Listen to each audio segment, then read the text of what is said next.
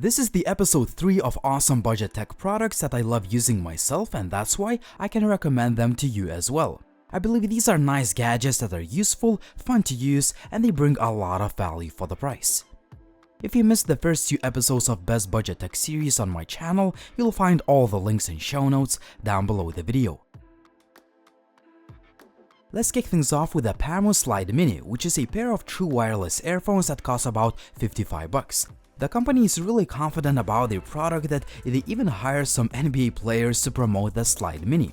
I've tested quite a few true wireless earphones over time, and I have to say that these are one of the best when it comes to sound quality, comfort, ease of use, and technology packed inside.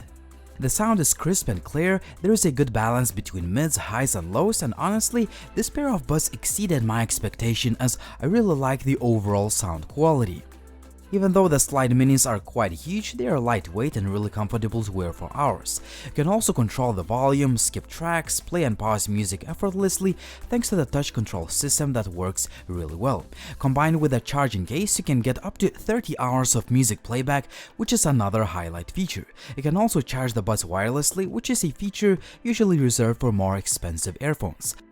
Other key features include a high-end Qualcomm chipset with Bluetooth 5, IPX6 water resistance rating, and USB Type-C fast charging. Overall, the Pamu Slide Mini is definitely one of the best pairs of true wireless earphones I've tested in recent memory. Same as Spencer Dinwiddie from the Brooklyn Nets, I can easily recommend them as one of the best budget options. Next up, Zendure SuperHub, which is currently on a Kickstarter campaign and it sells for 49 bucks, half the retail price. This is a very compact yet super powerful device that can replace many annoying adapters and chargers. It's got 2 USB Type-C ports with power delivery, meaning that they can charge a MacBook Pro, other USB Type-C laptops, or any other device at the maximum speed. You can also connect any accessories to your laptop as this device works as the USB hub too. USB 3.1 port assures excellent transfer speeds. HDMI port supports 4K 60 FPS video output, so you can stream media to the TV or any other device. Further, the Zendure SuperHub supports Samsung's DeX or Huawei's PC mode, which usually requires a dedicated adapter. I like the overall look and feel of this hub as it is made of nice matte plastic, meaning that it does not attract any fingerprints or smudges. It's also super light and compact, which is really convenient for traveling. I've tested the Zendure hub with a lot of different devices and all of them were charged at the maximum speed. All in all, the Zendure SuperHub is a really useful device. It can replace your charger, all sorts of dongles, and it gives you a ton of functionality besides all the basic features that come with conventional chargers or hubs. It has replaced my MacBook Pro's charging brick and I'm really happy how it has been working for the past couple of weeks. If you're interested in picking one up, check out the Kickstarter campaign and you'll find all the links and show notes down below the video. Galvanox is a 1600 mAh power bank that supports USB Type-C power delivery technology, meaning that you can charge smartphones at the maximum speed. Further, it can even charge my MacBook Pro, meaning that I can take just one power bank with me while I'm on the go. What is awesome is that the power bank ships with both USB Type-C and Lightning cables, so you don't need to buy them separately. I like the presentation too as the device ships in this nice box. The overall design and build quality are nice too. The battery is made of rubberized plastic, which is nice to the touch. On the right side we have a power key and on the front you can find battery capacity indicator. Despite a huge capacity, the power bank is relatively small and lightweight, which is essential while you are on the go. With 1600 mAh, you can charge the iPhone or other phones about 3 or 4 times. Overall, the Galvanox power bank is a high-quality product that has been working fine with all of the phones and even with my MacBook Pro, and therefore I can easily recommend it to buy for the price of about $45 US. Bosscam is a car dash camera that pretty much replaces your car's rear view mirror and it gives you a lot of other features. First, it's made out of plastic but the build quality is solid. The star of the show is a 9.35-inch laminated and anti-glare touchscreen display that I had no issues seeing it even under direct sunlight. We also have a power port, a microSD card slot, and other ports. The main camera uses a Sony sensor that can record videos in 1080p. The retail packaging also includes the secondary camera that can be mounted either on the rear window or the license plate since it has IP68 rating. Besides the secondary camera, you get all the cables, GPS unit, mounting brackets, and other stuff needed to get started. Installation of this dual dash camera system was really easy as I simply put the main unit on top of my car's rear view window and connected the rear view camera using the cable. I like a simple yet intuitive user interface. You can switch between different camera view modes, turn on or turn off the microphone, start or stop recording manually, take a picture or adjust quite a few settings.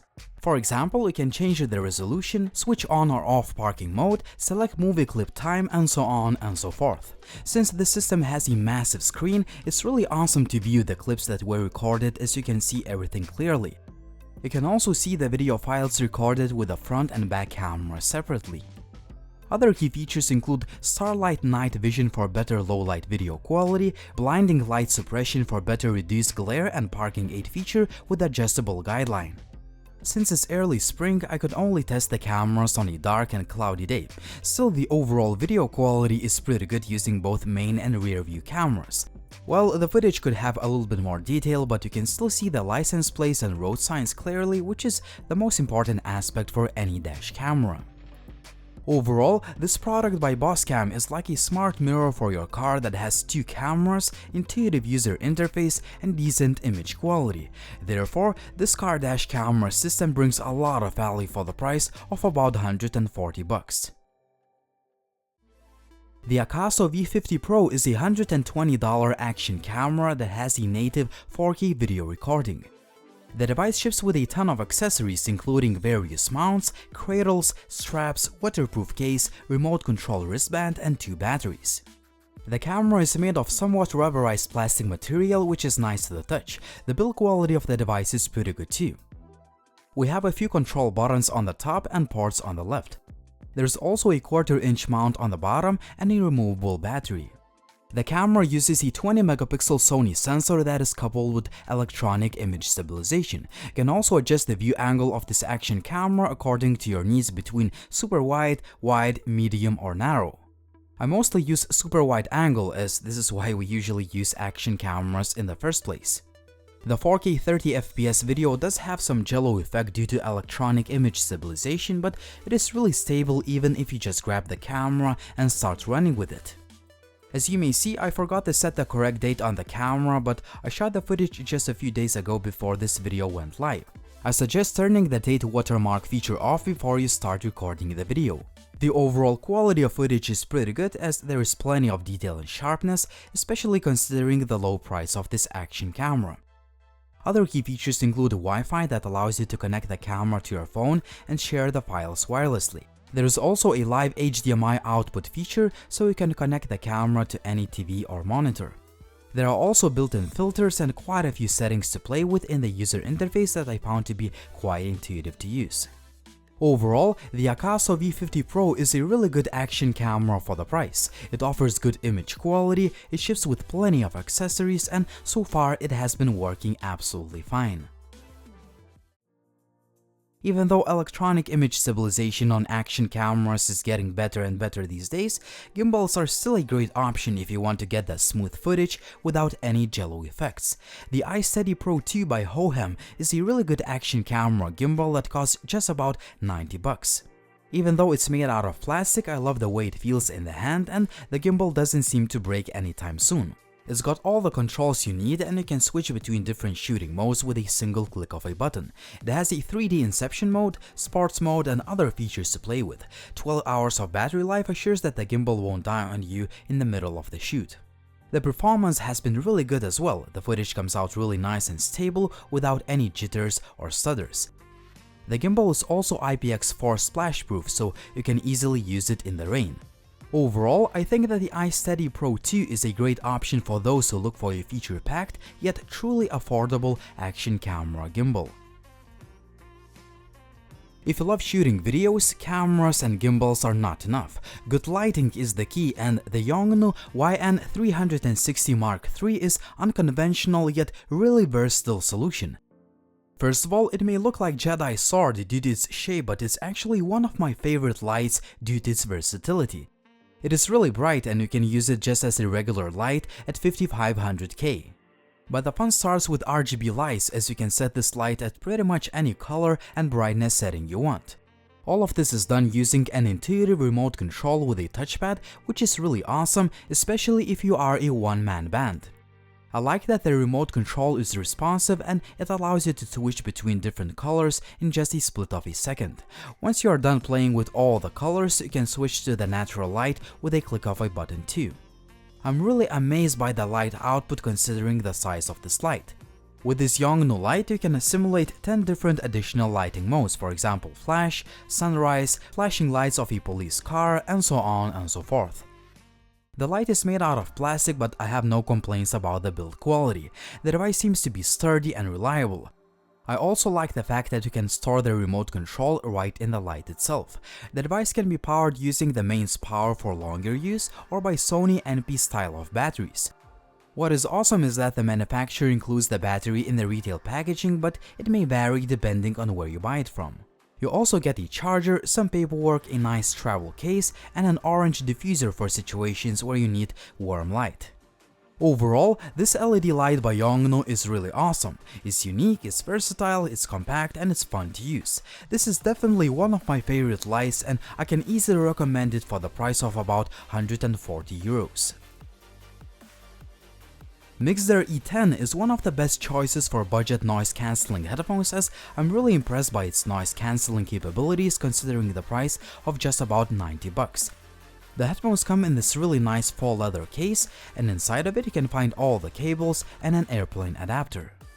The E10 is quite a premium looking headset, and it is made of combination of metal, high-grade plastic, and faux leather. Honestly, I don't see a huge difference between the E10 and a $300 Sony headphones in terms of design and build.